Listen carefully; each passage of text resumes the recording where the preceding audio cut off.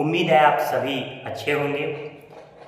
आज के इस लेक्चर में हम कल के लेक्चर की कड़ी को आगे बढ़ा रहे हैं। कल का लेक्चर जो कि पवन पर आधारित था, तो पवन का ये अगला लेक्चर है। कल यानी इसके पहले वाले लेक्चर में पवनों के बारे में मैंने आपको बताया था। 3 प्रकार की पवनें, जो कि प्रचलित पवने, मौसमी पवने और स्थानीय पवने, यही लास्ट पॉइंट कल का था। कल के प्रचलित पवनों के बारे में मैंने पूरा डिटेल बता दिया था कि इसमें 3 प्रकार की जो पवने आती हैं, वो एक व्यापारिक पवने ट्रेड विंड, दूसरा पछुआ पवने वेस्टलीज और तीसरा पूर्वा पवने, ये जो पोलर विंड है। तो ये तीनों प्रकार की पवनों के बारे में मैंने बता दिया है। तो आप इस लेक्चर के पहले अगर कल का लेक्चर न देखे हों तो उसे एक बार देख लीजिए, ताकि कॉन्सेप्ट आपको पिछला समझ में आ जाए। पूरा पवनों का जो वेग है, गति है, कैसे पवनें चलती हैं, उसका कॉन्सेप्ट मैंने कल के लेक्चर यानी पिछले लेक्चर में दे दिया है। अब यहाँ पे हम सबसे पहले मैं आपको बता दूं कि जो पवनें होती हैं, तो पवनों की जो पेटियां हैं, तो पवनों की पेटियां कहिए, वायुदाब पेटियां कहिए, वो स्थिर होती यदि पृथ्वी स्थिर होती, ठीक। लेकिन चूंकि हम जानते हैं कि पृथ्वी स्थिर नहीं है और न केवल अपने अक्ष पर बल्कि सूर्य के चारों ओर भी घूमती है, यही कारण है कि जो पवनें हैं या पवनों की जो पेटियां हैं वो भी गतिशील होती हैं। 21 जून को, ठीक, यहाँ पे जो न जानते हो, ये भूमध्य यहाँ पे बिल्कुल बीचों बीच, ठीक है, ये है 0 डिग्री भूमध्य रेखा, और इसके बाद ये 23.5 डिग्री साउथ और ये नॉर्थ, उत्तरी और दक्षिणी। 23.5 डिग्री जो उत्तरी है इसको कर्क रेखा, ट्रॉपिक ऑफ कैंसर, और 23.5 डिग्री दक्षिणी को ट्रॉपिक ऑफ कैप्रिकॉर्न या मकर रेखा कहते हैं। पृथ्वी जो है सूर्य के चक्कर लगाती है, लेकिन हम भूगोल की भाषा में कहते हैं सूर्य का उत्तरायण या दक्षिणायन होना। तो 21 जून को, ठीक, 21 जून की स्थिति जो होती है, यहाँ पर पृथ्वी यानी सूर्य की किरणें पृथ्वी पर लंबवत पड़ रही होती हैं। तो 21 जून को, ये उत्तरी गोलार्ध है, 21 जून को जितनी भी वायुदाब पेटियां हैं वो सब किधर खिसक जाती हैं, ये सब उत्तर की ओर खिसक जाती हैं। तो यहाँ पे अगर हम बात करें तो 21 जून को सूर्य जो है वो कर्क रेखा पर लंबवत होता है, जिस कारण सभी वायुदाब की पेटियां उत्तर दिशा की ओर खिसक जाती हैं। मतलब कि गर्मी किस दिशा में पड़ रही है, उत्तर दिशा में। 21 जून को उत्तरी गोलार्ध में भीषण गर्मी पड़ेगी, क्योंकि सभी वायुदाब की पेटियां किधर खिसकी हुई हैं, उत्तरी गोलार्ध में। ध्यान रखिएगा, ध्रुवीय उच्च वायुदाब को छोड़कर, ये जो ध्रुवीय उच्च वायुदाब है इसको छोड़कर, क्योंकि यहाँ पर बहुत ज्यादा उच्च वायुदाब पाए जाते हैं और ध्रुवों की ठंडी हवाएं होती हैं। क्लियर है? तो इसके बाद इसका मतलब ये हुआ कि जो भूमध्य रेखी, ये 0 डिग्री से लेकर 10 डिग्री जो भूमध्य रेखी वायुदाब की पेटी है, वो इस समय, ठीक, 30 डिग्री से लेकर 40 डिग्री की उपोष्ण उच्च वायुदाब की पेटी में के बीच में स्थानांतरित हो जाती है। इसी चीज को समझिए। मतलब क्या है? मतलब ये है कि यहां पर यानी 0 डिग्री से 10 डिग्री जो भूमध्य रेखा के आसपास का जो ये वायुदाब का जो क्षेत्र है, ठीक है, यानी जहां पर गर्मी बहुत ज्यादा पड़ती है, बरसात भी होती है, ये 21 जून को ये पेटी कहां पर खिसक गई होती है, ये बीच वाली 30 से 40 उपोष्ण उच्च वायुदाब की पेटी की जगह आ जाती है। यानी ये निम्न वायुदाब की जो पेटी है भूमध्य रेखा की, ये यहाँ पे आ गई, ठीक। इसका मतलब कि अब जो है ये जो गर्मी है, ठीक, और इसके साथ साथ जो बरसात है, ये 21 जून को कहां की स्थिति में आ जाती है, यहाँ पे कर्क रेखा पर आ जाती है। तो उत्तरी गोलार्ध में इस समय क्या पड़ती है, गर्मी पड़ती है। इसके बाद 3 महीने बाद, यानी अगर हम बात करें तो 21 जून के बाद 23 सितंबर को सूर्य जो है पुनः जो है भूमध्य रेखा पर लंबवत चमकता है। 23 सितंबर, ठीक, यानी सूर्य अपने पुरानी स्थिति में वापस आ जाता है। यानी अब भूमध्य रेखा पर गर्मी पड़ती है और यहाँ पर अब धीरे धीरे क्या पड़ती है, ठंड पड़नी शुरू हो जाती है।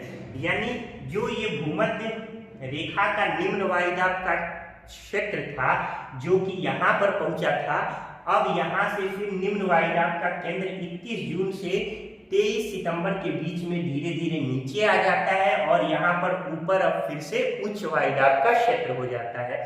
देखिए, अगर आप सीधे सीधे इस लेक्चर को पढ़ रहे होंगे तो आपको उच्च वायुदाब निम्न वायुदाब समझने में बड़ी तकलीफ हो रही होगी। आप पहले हमारे प्रीवियस लेक्चर्स को देखें, उसके बाद इसको देखें। फिर भी मैं यहाँ बता दूं कि निम्न वायुदाब का क्षेत्र मतलब हवाएं गर्म होकर ऊपर उठती हैं तो वहां पे निर्वात की स्थिति बन जाती है। उस निर्वात की स्थिति को भरने के लिए आसपास से ठंडी हवाएं चल पड़ती हैं। जो ठंडी हवाओं का क्षेत्र है उसको उच्च वायुदाब का क्षेत्र बोलते हैं और जो गर्म हवाओं का क्षेत्र है उसको निम्न वायुदाब का क्षेत्र बोलते हैं। क्लियर है? चलिए, तो 23 सितंबर को क्या होता है, यहाँ पर 23 सितंबर को अब ये निम्न वायुदाब का केंद्र फिर से भूमध्य रेखा पर आ जाता है। इसके बाद फिर 3 महीने बाद यानी लगभग जो है 22 दिसंबर के आसपास, 22-23 दिसंबर के आसपास, ठीक है, अब सूर्य जो है ये किधर चला जाता है, मकर रेखा पे। यानी ये जो भूमध्य रेखीय प्रभाव है, ठीक, यानी ये जो भूमध्य रेखी की वायुदाब की पेटी है 0 से 10 डिग्री, अब ये कहाँ आ जाती है, भूमध्य रेखा, ये मकर रेखा पर। यानी अब मकर रेखा पर क्या पड़ने लगती है, गर्मी पड़ने लगती है। ध्यान रखिएगा, यानी 22 दिसंबर को दक्षिणी गोलार्ध में गर्मी पड़ती है तो इसके विपरीत उत्तरी गोलार्ध में क्या पड़ती है, ठंड पड़ती है। तो यही जो विषुवत रेखी वायुदाब की पेटी है फिर से अगले 3 महीने के बाद, ठीक, यानी 21 या 22 मार्च के आसपास पुनः भूमध्य रेखा पर वापस अपनी पुरानी स्थिति में आ जाती है। और इस तरीके से अब फिर से यहाँ भूमध्य रेखा पर क्या पड़ने लगता है, धीरे धीरे गर्मी की शुरुआत होने लगती है। और इस तरीके से ये पूरा का पूरा जो वायुदाब की पेटियां हैं ये 21 यहाँ पे जून देख रहे हैं, 21 जून से फिर 23 सितंबर, फिर 21 मार्च और 22 दिसंबर, यानी पूरे साल ये अपना माहौल बनाए रखती हैं। तो कुल मिला के हम ये कह सकते हैं कि 21 जून को उपोष्ण उच्च कटिबंध उच्च वायुदाब की जो पेटी है, लास्ट लेक्चर में मैंने बताया है उपोष्ण उच्च वायुदाब, तो 21 जून को उपोष्ण उच्च वायुदाब की पेटी में भूमध्य रेखी निम्न वायुदाब की पेटी आ जाती है। यानी अब जो है 21 जून को उत्तरी गोलार्ध में कर्क रेखा और आसपास गर्मी पड़ती है। इसके बाद से पुनः 3 महीने बाद 23 सितंबर को यह निम्न वायुदाब की पेटी भूमध्य रेखा की ये फिर से अपने यथास्थान पे चली आती है। यानी अब जो है यहाँ पर उत्तरी गोलार्ध में गर्मी समाप्त और ठंड का मौसम 23 सितंबर के बाद से शुरू हो जाता है। अब इसके बाद से 22 दिसंबर को अगले 3 महीने बाद ये जो भूमध्य रेखी निम्न वायुदाब की पेटी है ये मकर रेखा पर आ जाती है और मकर रेखा पर अब क्या पड़ने लगती है, गर्मी पड़ने लगती है। तो इस तरीके से दक्षिणी गोलार्ध में अब गर्मी पड़ने लगती है और उत्तरी गोलार्ध में क्या पड़ने लगती है, ठंड पड़ने लगती है। पुनः 21 मार्च को ये वायुदाब की पेटी अपने यथास्थान चली आती है और इस तरीके से 21 मार्च और 23 सितंबर को लगभग ये दिन और रात क्या हो जाते हैं, बराबर हो जाते हैं। और यहाँ पर इसी 21 मार्च और 23 सितंबर को एक पंक्चलाइन के रूप में इस्तेमाल किया जाता है कि 21 मार्च से लेकर 23 सितंबर के बीच में उत्तरी गोलार्ध में गर्मी का मौसम होता है, यानी निम्न वायुदाब का क्षेत्र होता है, और 23 सितंबर से लेकर 21 मार्च के बीच में दक्षिणी गोलार्ध में ये गर्मी का मौसम होता है। यानी यहाँ पर ठंड का मौसम तो दक्षिणी गोलार्ध में गर्मी, और जब दक्षिणी गोलार्ध में गर्मी तो ये ठंड।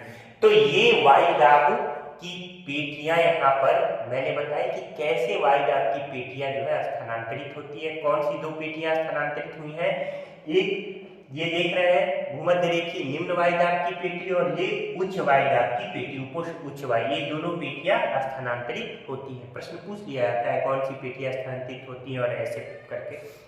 तो पवनों या उच्च ये या जो वायुदाब की पेटियां उनका स्थानांतरण भी मैंने यहाँ पे बता दिया।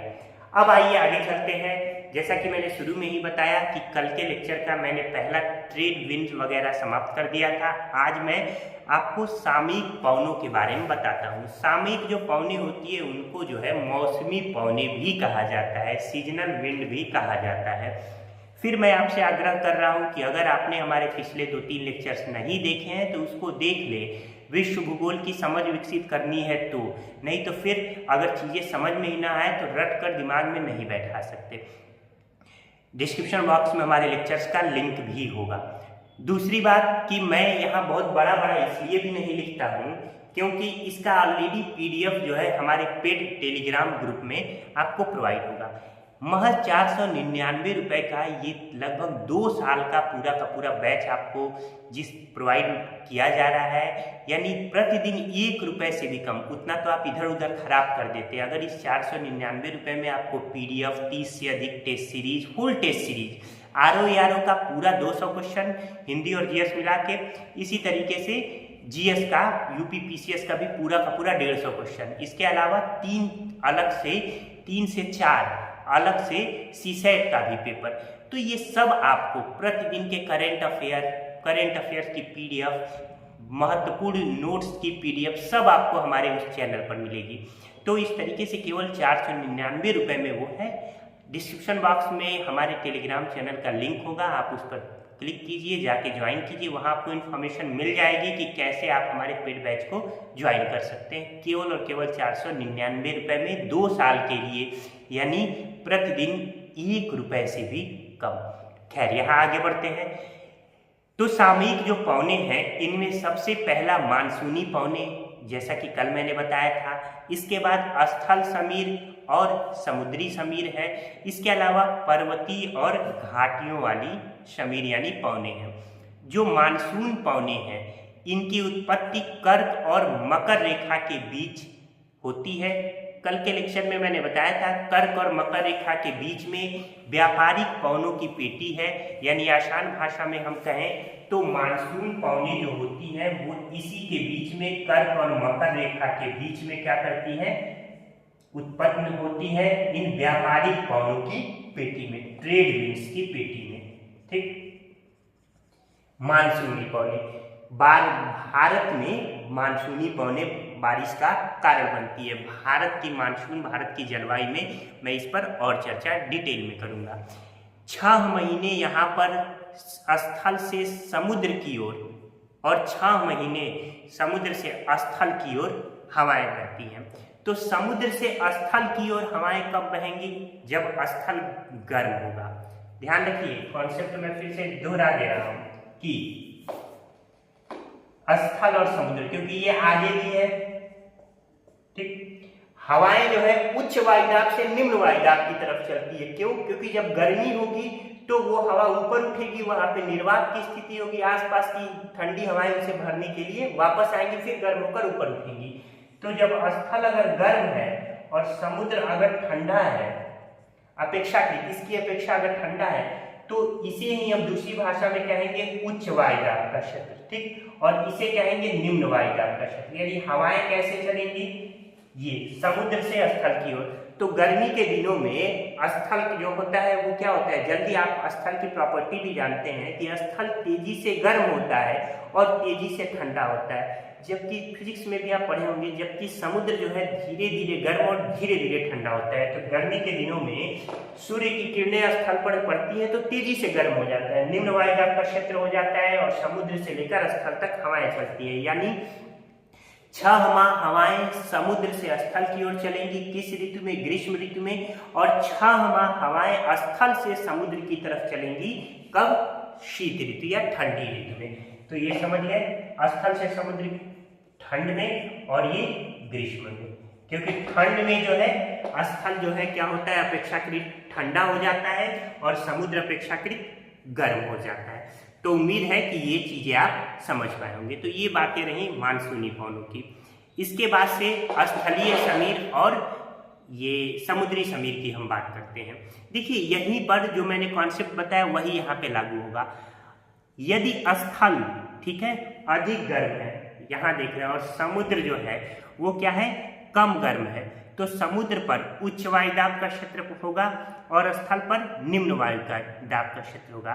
तो पवन की जो दिशा होगी ये यही होगी ना, ये जो है पवन की दिशा होगी। यहाँ पे आप देख सकते हैं, इसे ही यानी ये समुद्र से स्थल की तरफ, तो इसे क्या कहेंगे, सागरीय पवन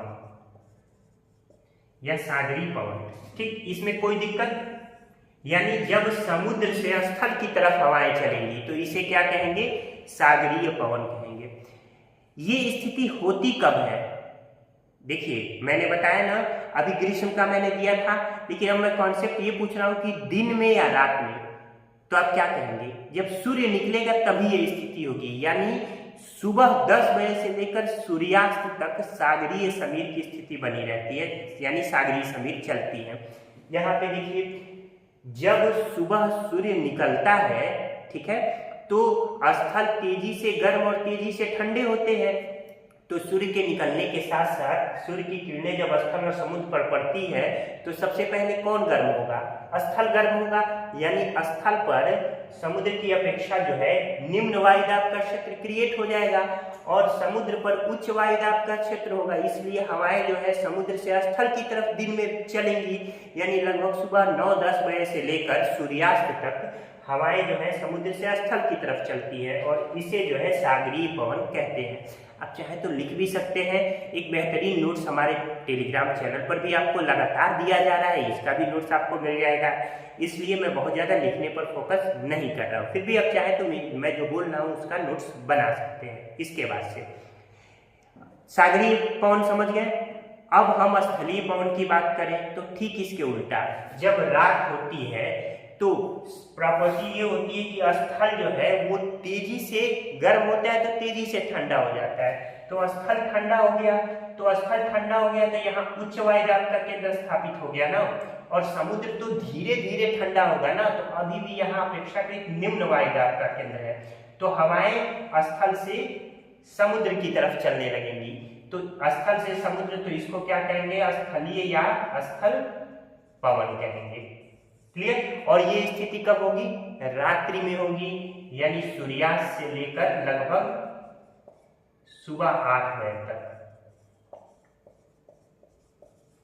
सूर्यास्त से सुबह 8 बजे तक कौन सा प्रभाव रहेगा, स्थलीय समीर का प्रभाव रहेगा, और सुबह 10 बजे से लेकर वही 8 बजे के बाद, तो वहां से लेकर सूर्यास्त तक किसका प्रभाव रहेगा, सागरीय पवन का। क्यों रहेगा ये भी मैंने बता दिया। ये एक छोटा सा कॉन्सेप्ट है कि स्थल जल्दी ठंडे और जल्दी गर्म हो जाते हैं। क्लियर है। चलिए, तो इस तरीके से ये सारी स्थिति आपको यहाँ पे समझ में आ गई। तो मुझे पूरी उम्मीद है कि आपको जो है ये स्थलीय समीर यानी लैंड ब्रिज और समुद्री समीर यानी सी ब्रिज की स्थिति समझ में आ गई। तो अगर परीक्षा में यहाँ से प्रश्न पूछे तो आप कर लेंगे ना।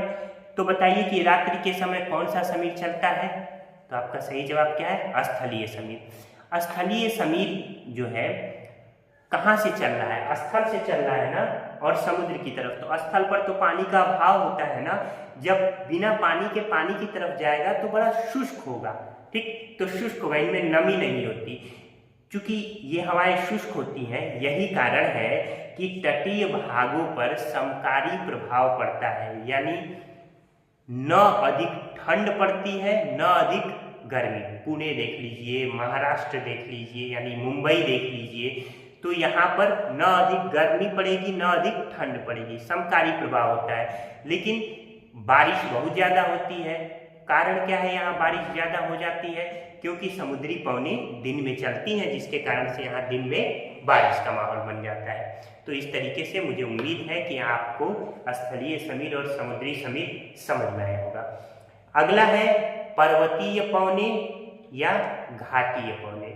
तो जैसे स्थलीय और समुद्री समीर का कॉन्सेप्ट है, वैसे ही पर्वतीय और घाटी का कॉन्सेप्ट है। पर्वत समझ रहे हैं, ये समझिए, घाटियां नीचे होती है ना, घाटियां जो होती है वो नीचे होती है। ये पर्वत है, ये पर्वत और ये जो निचला हिस्सा है ये घाटियां होती है, ठीक, और ये पर्वत है। जब सुबह जो है सूर्य की किरणें आती है तो सबसे पहले कहाँ पड़ती है? पर्वतों पर पड़ती है। सूर्य की किरणें सबसे पहले कहाँ पड़ती है? पर्वतों पर पड़ती है। पर्वतों पर पड़ने के कारण पर्वत क्या होने लगते हैं? तेजी से गर्म होने लगते हैं। जब पर्वत तेजी से गर्म होने लगते हैं तो यहाँ हम कह सकते हैं भूगोल की भाषा में कि यहाँ निम्न वायुदाब का क्षेत्र क्रिएट हो गया है। किसकी अपेक्षा? घाटियों की अपेक्षा। तो इस तरीके से घाटियों, दिन की बात है, सुबह ये किरणें पड़ती है पर्वत पर, तो सुबह जो है यहाँ निम्न वायु यानी दिन में निम्न वायुदाब का क्षेत्र यहाँ होता है और घाटियों में उच्च वायुदाब। तो घाटियों से हवाएं जो है अपेक्षाकृत मैं इस्तेमाल कर रहा हूँ, यानी इसकी अपेक्षा थोड़ी ठंडी, तो अपेक्षाकृत घाटियों से ठंडी हवाएं जो है पर्वतों की ओर चल पड़ती है। क्लियर? इसमें किसी को कोई दिक्कत? तो इस तरीके से जब दिन में ये हवाएं चलती हैं तो घाटी से पर्वत की तरफ चलेंगी, ठीक, तो इसको क्या कहेंगे? घाटीय पवन कहेंगे या घाटी समीर कहेंगे। रात के समय विकिरण के प्रभाव के कारण यानी विकिरण के कारण पर्वत शिखर जो है वो क्या होते हैं? शीघ्र ठंडे हो जाते हैं, यानी अपनी ऊष्मा जो है तुरंत जो है दे देते हैं, यानी ये निकाल देते हैं। जबकि घाटियां जो है वो अपेक्षाकृत क्या होती है? गर्म बनी रहती है। तो रात्रि के समय अब पर्वतों से घाटियों की तरफ पवनें चलने लगेगी और दिन के समय ये, तो रात्रि के समय जब पर्वत से घाटियों की तरफ चलेंगी तो इन्हें क्या कहेंगे? पर्वतीय समीर कहेंगे या पर्वतीय पवनें कहेंगे। तो मुझे लगता है कि ये चीजें आपको समझ में आ गई होंगी कि घाटी पवन क्या है। घाटी पवन सुबह के समय चलती है घाटियों से होकर पर्वतों की तरफ, कॉन्सेप्ट तो मैंने बता ही दिया। और रात्रि के समय विकिरण के कारण पर्वत जो है अपनी जो ऊर्जा है, यूं कहिए कि जो किरणें हैं, जो गर्मी है, वो तीव्र गति से छोड़कर ठंडी हो जाती हैं, जबकि घाटियां अभी भी ठंडी बनी हुई है। तो जो हवाएं हैं वो पर्वत से घाटियों की ओर चल पड़ती है और इस तरह से इसे पर्वतीय समीर के नाम से जाना जाता है। तो निश्चित रूप से आपको हमारा ये कॉन्सेप्ट समझ में आया होगा।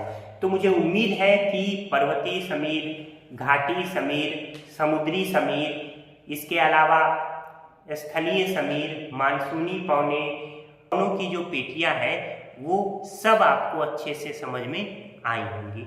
कैसे पवनों की पेटियों का स्थानांतरण होता है, इसके पहले वाले लेक्चर में मैंने आपको पवनों के बारे में बताया, उसके पहले लेक्चर में मैंने वायुदाब की पेटियों के बारे में बताया था। तो ये सब एक सीरीज चल रही है। आप सिविल सर्विसेज के विद्यार्थी हैं, अभ्यर्थी हैं, तो आपके लिए ये सीरीज इतनी महत्वपूर्ण है कि इसका परिणाम आप प्रीलिम्स और मेंस दोनों में देखेंगे। कॉन्सेप्ट विकसित होगा तो मेंस लिख पाएंगे, कॉन्सेप्ट विकसित होगा तो प्रीलिम्स निकलेगा। तो इस तरीके से कॉन्सेप्ट बीच में धुरी के रूप में कार्य करता है। पीडीएफ नोट्स हमारे टेलीग्राम चैनल पर आपको मिलेंगे। इसके बाद से अब हम जो टॉपिक डिस्कस करने जा रहे हैं वो तीसरे प्रकार की जो पवनें हैं, जिन्हें हम स्थानीय पवनें या लोकल विंड्स के नाम से जानते हैं।